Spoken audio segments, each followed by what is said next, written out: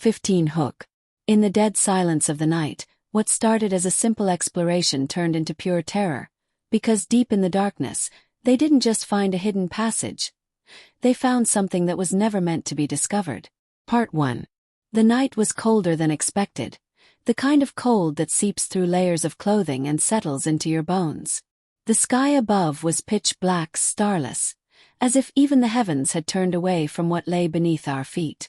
We stood at the edge of the restricted site, flashlights in hand, breath visible in short, nervous bursts.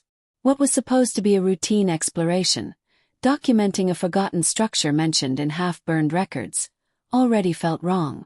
There was a heaviness in the air, an unspoken warning that none of us wanted to acknowledge. "Let's get this done and get out," Mark muttered, adjusting the strap of his camera. His voice echoed unnaturally, bouncing off the rock walls around us. Echoes were common in places like this, but this one lingered a second too long. I nodded, though my instincts were screaming.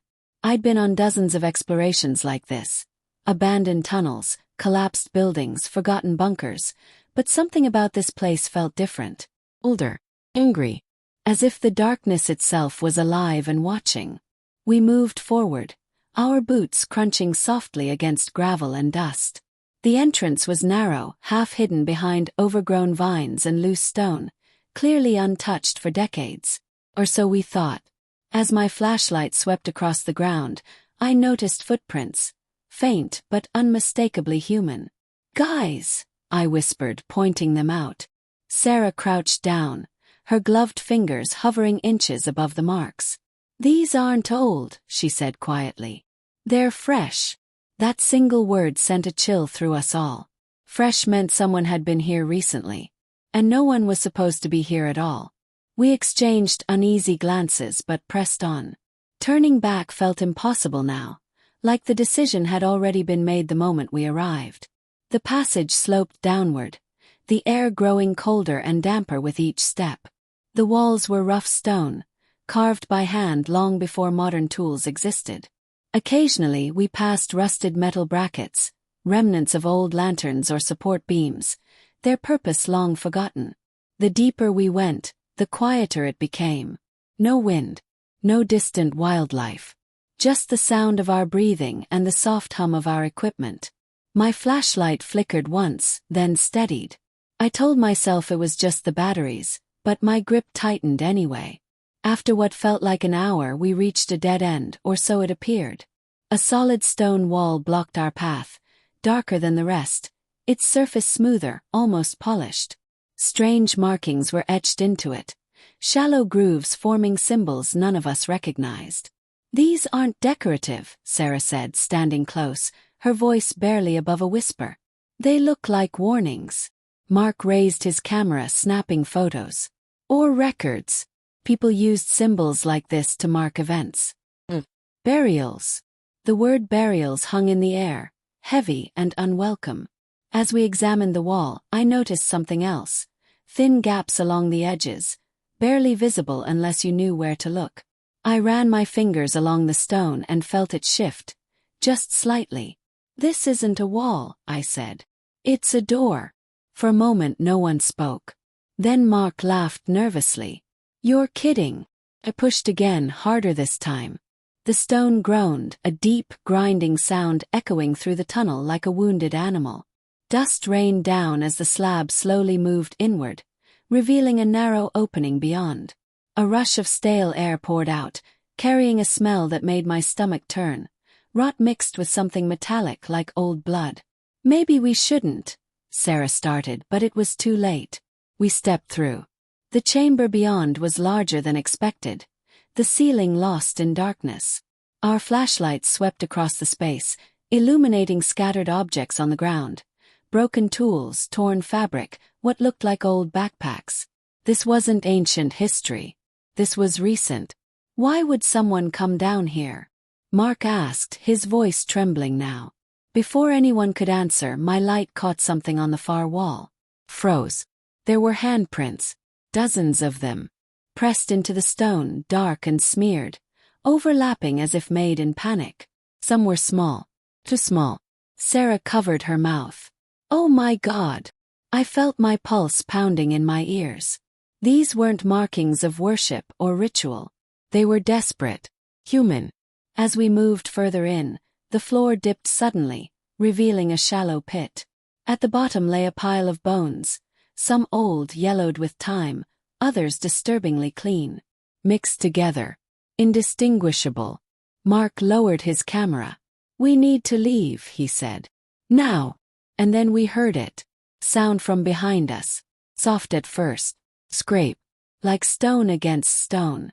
We spun around, flashlights shaking, just in time to see the hidden door beginning to slide shut on its own. "Run!" shouted. We sprinted toward it, hearts pounding, lungs burning.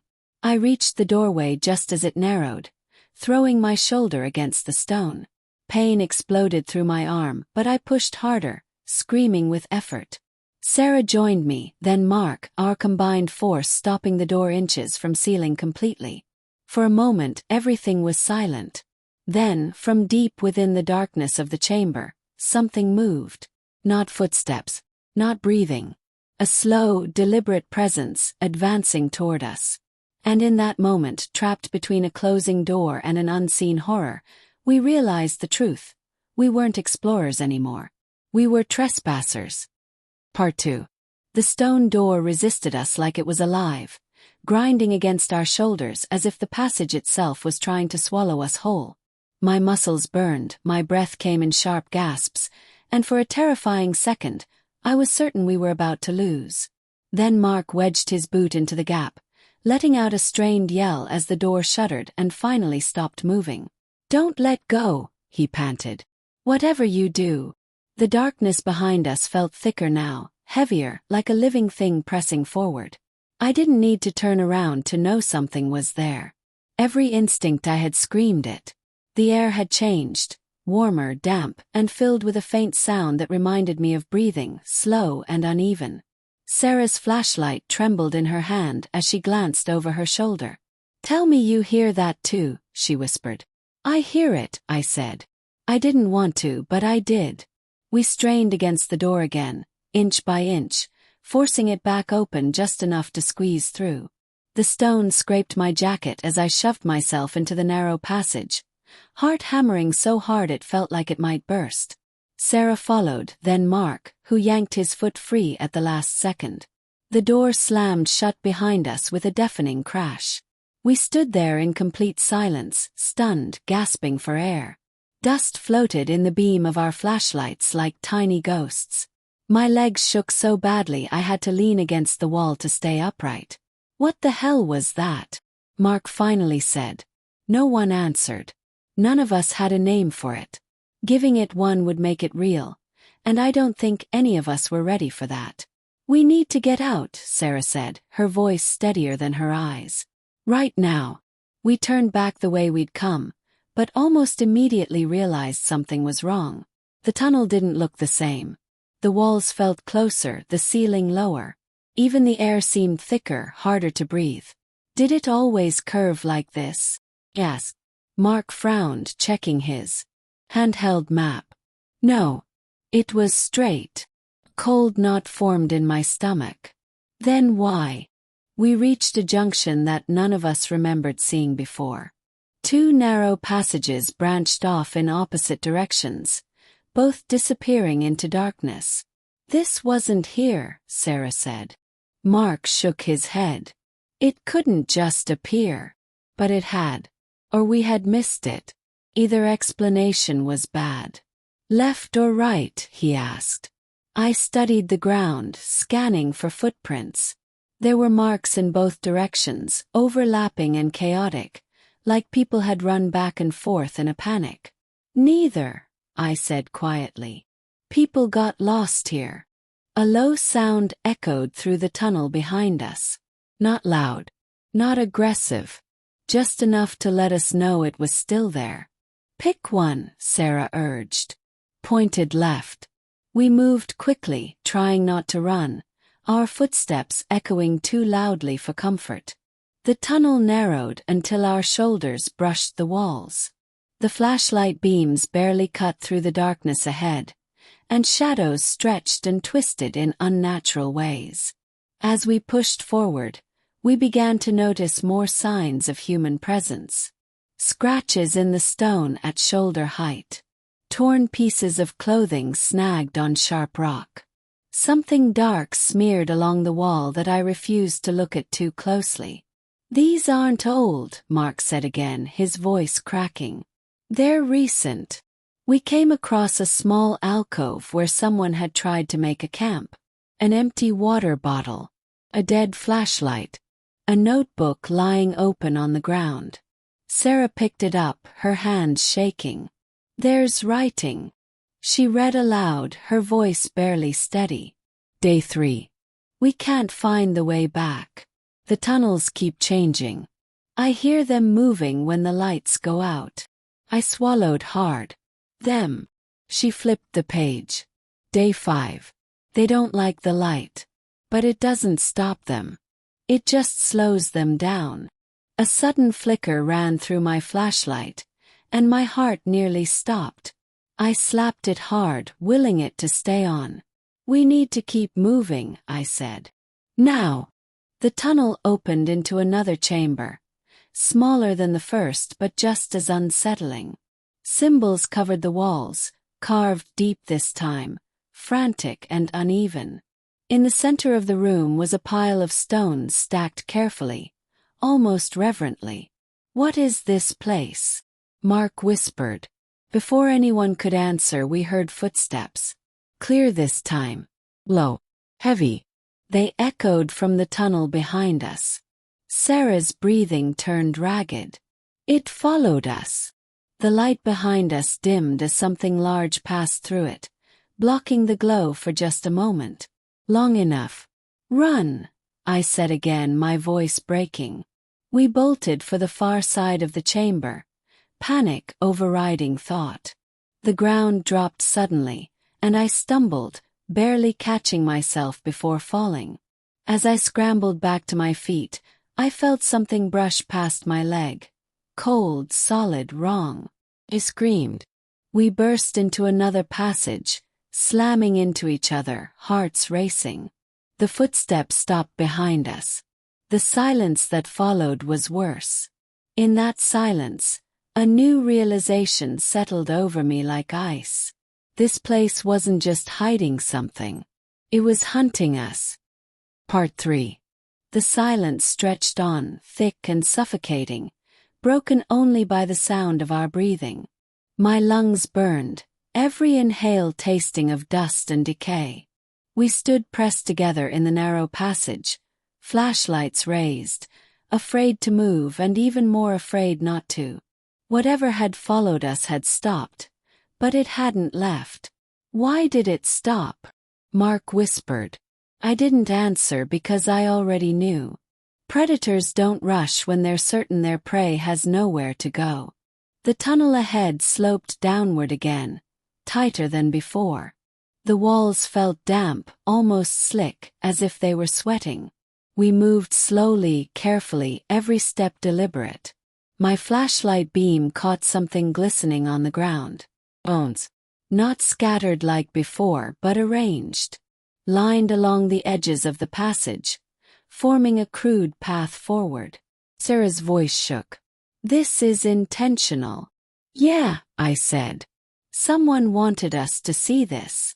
We followed the bone-lined path, our fear growing with every step. The air grew warmer, heavier, and the smell intensified, rot mixed with something sour and alive. My head started to ache, a dull pressure behind my eyes, like the place itself was pushing back against us. The tunnel opened into a massive cavern. Our lights barely reached the ceiling, but what they revealed was enough to make my knees weak. The walls were covered floor to ceiling in markings. Thousands of them. Symbols layered on top of each other, scratched, carved, and gouged into the stone. Some were ancient, worn smooth by time. Others were fresh, sharp, angry. "This wasn't one group," Mark said, his voice hollow. "This happened over generations." In the center of the cavern stood a structure made of stone and bone, stacked into a twisted monument. Skulls stared out from every angle, their empty sockets catching the light. Some were human, others weren't. Sarah backed away slowly. "This is a shrine." "To what?" Mark asked. Before she could answer, the ground beneath us vibrated. Just slightly. A low sound rolled through the cavern, not loud enough to echo, but deep enough to be felt in the chest. I turned slowly, my flashlight sweeping across the far side of the chamber. The shadows there didn't behave like shadows should. They stretched upward, peeling themselves away from the wall, forming tall, uneven shapes. Too many joints. Too long. Too wrong. My heart slammed against my ribs. "Don't turn off your lights," I said urgently. "Whatever you do." The shapes recoiled slightly, shrinking back when the beams hit them directly. The sound changed then, rising into something like a whisper. Dozens of whispers overlapping, unintelligible but desperate. "They're afraid of the light," Sarah said. "Just like the journal said." "But not enough," Mark replied. One of the shapes stepped forward, and for the first time I saw it clearly. Its surface looked like stone stretched over a human frame, cracked and uneven. Where its face should have been, there was only darkness, shifting and alive. It raised an arm, too long, bending the wrong way, and the symbols on the walls began to glow faintly. The cavern responded. The ground shook harder now, stones rattling under our feet. More shapes emerged from the walls, peeling free like insects from bark. "We're not supposed to be here," Sarah whispered. "No," I said. "We're not." The realization hit me all at once, sharp and horrifying. This wasn't a place people had accidentally wandered into. It was a prison. Containment site. And those markings weren't warnings to keep people out. They were instructions on how to keep what was inside from escaping. The light flickered. "Mark!" shouted. I know," he said, slapping his flashlight. "Come on, stay on." The cavern roared. Not a sound from a single throat, but from the space itself. The shape surged forward, faster now, less cautious. One rushed toward us, its movement jerky and unnatural. "Back!" I yelled. We retreated toward the tunnel, but the stone monument behind us collapsed with a thunderous crash, blocking the way we'd come in. Dust filled the air, choking and blinding. Sarah screamed as one of the shapes brushed past her arm. Her skin blistered instantly, darkening like burned flesh. "They can touch us now," she cried. The symbols were brighter now, pulsing like a heartbeat. I understood then, our presence, our fear, our light had awakened something dormant. "They feed on attention," I said, the words spilling out before I could stop them. "On awareness. That's why they stayed hidden." Another lie flickered out. "Marks." The shape nearest him lunged. I grabbed his arm and pulled him back just in time, feeling a wave of cold wash over us as the thing passed inches away. "Move!" I screamed. We ran blindly into a narrow opening I hadn't noticed before, squeezing through as the cavern shook behind us. The whispers turned into shrieks, enraged and desperate. The opening sealed shut with a violent slam. We collapsed on the other side, sobbing, shaking, alive.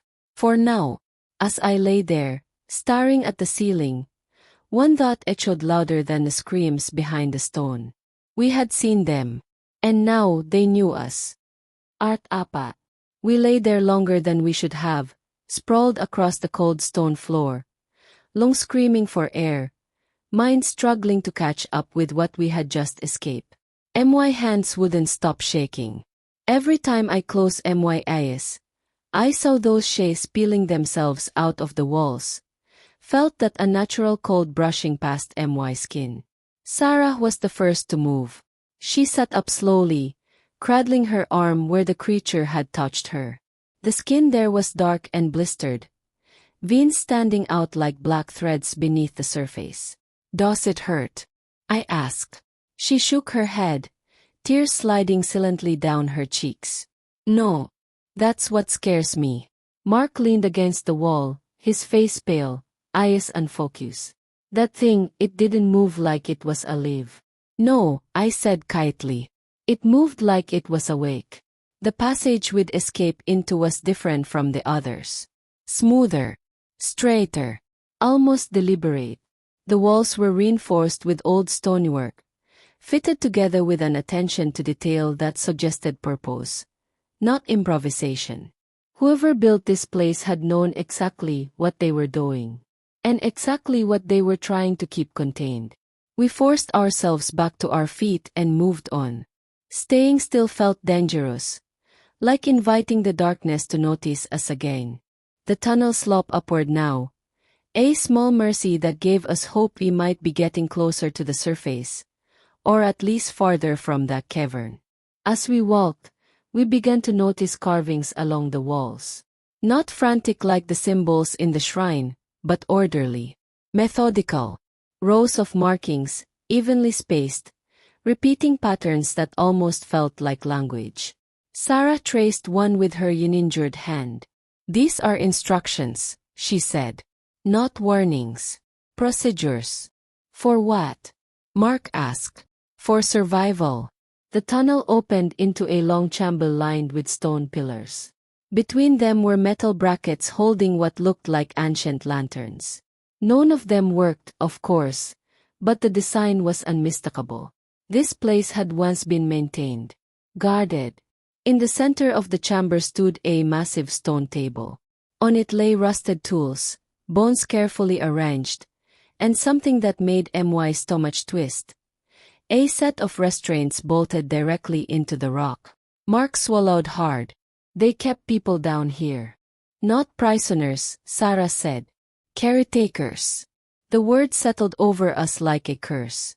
As we circled the table, I noticed something carved into its surface. A series of symbols, deeper than the rest, worn smooth by countless hands tracing them over time. Beneath them, in crude but readable English, were 4 words. "Keep them unseen." "That's it," I whispered. "That's the rule." Sarah nodded slowly. "Light attracts them. Sound wakes them. Awareness feeds them." Mark lawed weakly. "So what? We just pretend they don't exist." "That's exactly what people did," I said. "For centuries. They sealed this place. Forgot it. Buried it under time and dirt. And we dug it up," he finished. A distant rumble rolled through the stone beneath our feet. Subtle but unmistakable. "They're moving again," Sarah said. We didn't argue. We ran. The chamber narrowed into another tunnel, this one steeper, forcing us to climb over loose stone and broken supports. My legs burned, my heart thundered, and still we pushed on. Every shadow felt like it was reaching for us. Every sound felt too loud. Then Mark's flashlight died completely. "Mark," I hissed. "I know," he said, panic creeping into his voice. "I know. Just give me a second." The darkness pressed in instantly, thicker around him, like ink spreading through water. I grabbed his jacket and yanked him close, angling my light to cover him. "Stay in the beam," I said. "Don't step out of it." Something moved in the shadows ahead. Not rushing. Waiting. Sarah's breathing hitched. "They're learning." The tunnel split again, this time into 3 paths. Symbols marked each one, carved deeply and deliberately. "These are choices," Sarah said quickly. "Routes. Which one gets us out?" Mark asked. She studied the markings desperately. "This one," she said, pointing to the right. "It's different. Less repetition. Less reinforcement. Meaning. Meaning it wasn't used often," she said. "Probably an emergency exit." We took it without hesitation. The air grew fresher as we moved, cooler, carrying the faint scent of soil and roots. Hope flared painfully in my chest. We climbed higher, faster, driven by the promise of escape. Then the tunnel shook violently. A deafening crack split the air as stone fractured behind us. The whispers returned, louder now, unear, echoing through the passage like a chorus of rage. "They were breaking containment," I shouted. The ground dropped suddenly, opening into a final chamber. Moonlight streamed in from above through a jagged opening in the ceiling. The surface. We scrambled toward it, climbing over rocks, hands slipping, muscles screaming. The whispers rose to shrieks as shadows surged toward the light, recoiling violently where it touched them. Sarah reached the opening first. I shoved Mark upward, then followed, hauling myself toward the cold night air. As I emerged, gasping, I felt it, something brushing my ankle, gripping for just a second too long. I kicked free and rolled onto the ground above, heart pounding as the shadows retreated, screaming, back into the darkness. We lay there under the open sky, staring at the stars like survivors of a shipwreck. Behind us, the opening collapsed inward with a final, echoing crash.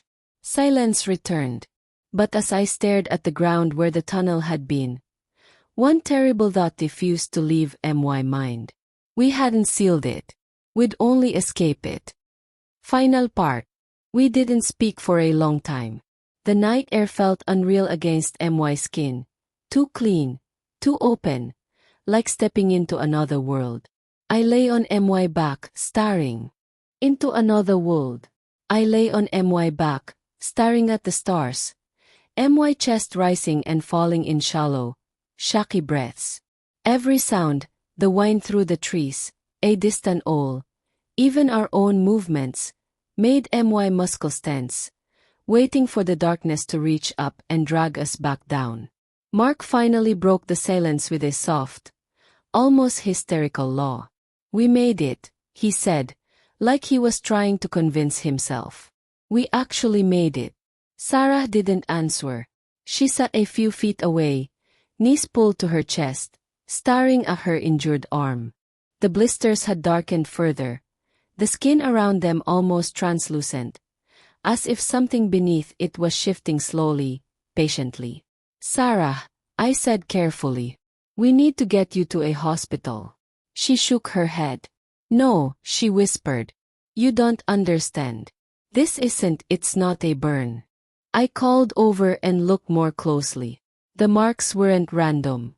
They formed faint lines, branching patterns that looked disturbingly similar to the symbols we'd seen carved into the stone walls below. "My stomach dropped. It marked you." She met my eyes, fear swimming in them. "I think it recognized me." Mark pushed himself up, suddenly alert. "Recognized you how?" Sarah took a slow, shaky breath. "Like a replacement." The words hung between us, heavy and terrifying. Before either of us could respond, the ground beneath our feet vibrated again. Not violently this time. Subtle. Controlled. A deep pulse that traveled up through the soil and into our bones. "That's not possible," Mark said, but his voice lacked conviction. "The entrance collapsed." "Yes," I said quietly. "The entrance did. Not the place." We watched in horror as thin cracks began to form in the earth a few yards away, spreading outward like veins. The soil shifted, sinking slightly, as if something beneath it was pressing upward, testing the boundary between worlds. Sarah stood slowly, her movement stiff, unnatural. "They need someone," she said. "Someone to keep them unseen." "No," I said, scrambling to my feet. "We can warn people. Seal the area. Call the authorities." She gave me a sad smile. "That's what the caretakers thought too. For a while. Then people forgo. They always forget." Another pulse shook the ground, stronger now. The cracks widened, and a cold wind rose from them, carrying that same rotten, metallic scent. Mark stepped back. "Sarah, what are you saying?" She looked at him, tears finally spilling over. "I'm saying this doesn't end with us walking away. The symbols on her arm began to glow faintly, the same dull light we'd seen in the cavern. The whispers returned, faint but unmistakable, curling through the air like a sick chant. "They recalling to her," Mark whispered. Sarah nodded. "And I can hear them." I grabbed her arm, careful not to touch the marks, and shook my head desperately. "You don't have to listen. We'll get help. We'll stay together." For a moment, she hesitated. I saw the fight in her eyes, the fear, the hope. Then the ground shuddered again, and she cried out, dropping to one knee as pain finally registered on her face. "They're waking up," she gasped. "If I don't go back, they'll come out." The earth split open with a sharp crack, revealing darkness below. Not a tunnel this time. A wound. I felt tears burning my eyes. "You're not a sacrifice." She reached out, squeezing my hand once. "I'm a lock." Before we could stop her, she stepped toward the opening. The light on her arm flared brightly, and the whispers rose to a deafening chorus. The shadows below recoiled, pulling back as she approached, drawn to her and afraid of her at the same time. She turned back one last time. "Bury this place," she said, "and never come looking for it again." Then she stepped into the darkness. The ground sealed behind her almost instantly, the earth folding back into itself as if nothing had ever happened. The light faded. The whispers stopped. Silence returned. Mark collapsed to the ground, sobbing openly. I stood there, numb, staring at the spot where Sarah had disappeared. My mind refusing to accept what I'd just witnessed. By the time rescue teams arrived, drawn by our emergency beacon, the area looked completely undisturbed. No cracks, no openings, no sign of anything beneath the soil. We told them everything. They didn't believe us. The site was classified. Access restricted. Our footage was confiscated. The official report labeled it a cave-in, a tragic accident, one explorer lost. Life moved on. But sometimes, late at night, when the world is quiet and the lights are off, I still feel it. A faint vibration beneath my feet, a slow, patient pulse deep in the ground. And I remember the words carved into that stone table. "Keep them unseen. Because the truth is, they're still down there. And as long as they remain forgotten, the world above is safe. For now." Outro. If this story made your heart race, remember, some mysteries are buried for a reason, and not everything that hides in the dark wants to be found. If you enjoyed this journey into the unknown, don't forget to like, subscribe, and share your thoughts in the comments. Until next time, stay curious, but be careful what you uncover, because some secrets are meant to remain unseen.